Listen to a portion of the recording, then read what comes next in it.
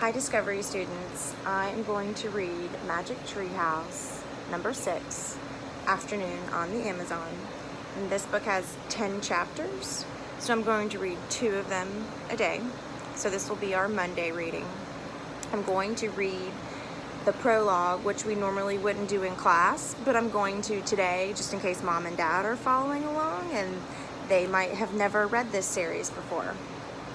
And just like in class, I'm going to read the story, and when there is a picture in the book, I will turn the book around and show it to you. Afternoon on the Amazon by Mary Pope Osborne.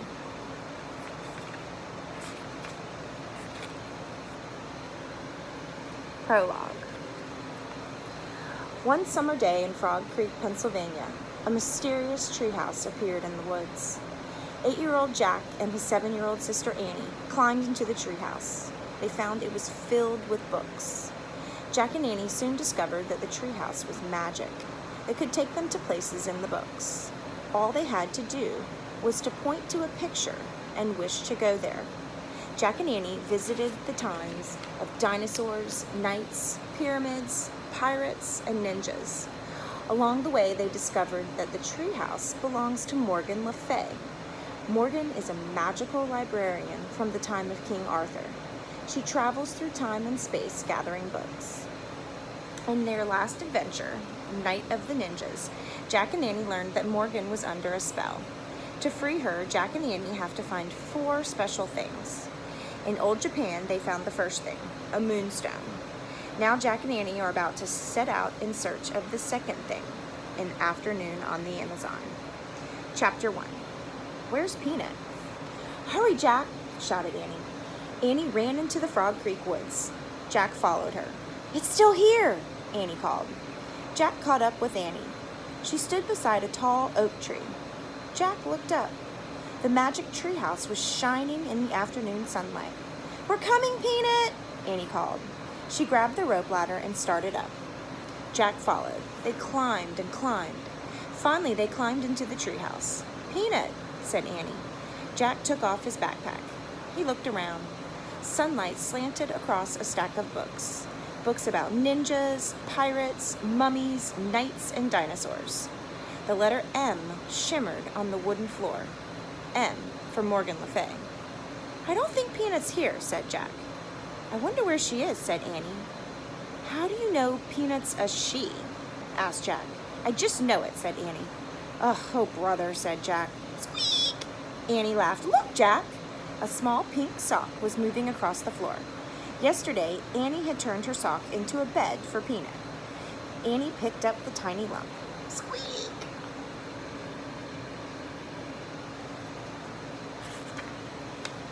A brown and white mouse peeked out of the sock. She looked from Annie to Jack with her big eyes. Jack laughed. Hi, Peanut, he said. Will you help us again today? Asked Annie. In old Japan, Peanut had helped them when they'd gotten lost. We have to find 3 more things for Morgan, said Annie. Jack pushed his glasses into place. First, we have to find a clue that tells us where to begin. Guess what? Said Annie. What? Said Jack. We don't have to look very far. She pointed at a corner of the treehouse. In the shadows was an open book. Chapter 2. Big Bugs. Wow, said Jack, picking up the book. The ninja book was open yesterday, and now this one. Who opened them? Jack closed the book and looked at the cover. It showed a picture of a green forest. The trees were very tall and close together. On the cover were the words, the rainforest. Oh, wow, said Jack. Oh, no, said Annie. What's wrong, said Jack. I learned about the rainforest in school, said Annie. It's filled with big bugs and spiders. I know, said Jack. Half of them have never even been named. It's creepy, said Annie. It's neat, said Jack. He wanted to take lots of notes in the rainforest. Maybe he could even name some unknown bugs. Neat. Yuck, said Annie.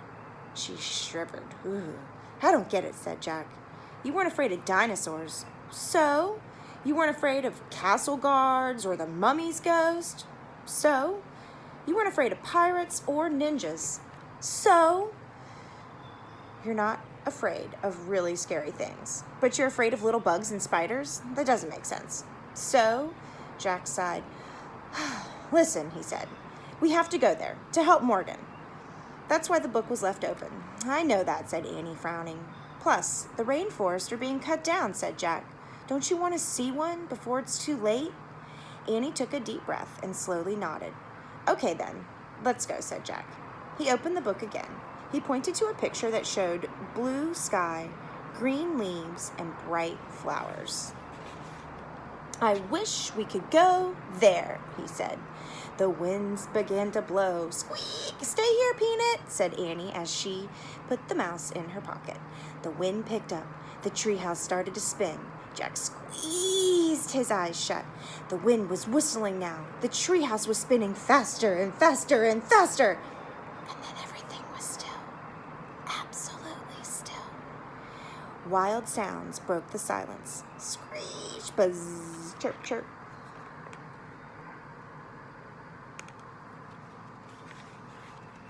And that's where we're going to stop for today. You can come back tomorrow and see another video of me reading chapters 3 and 4.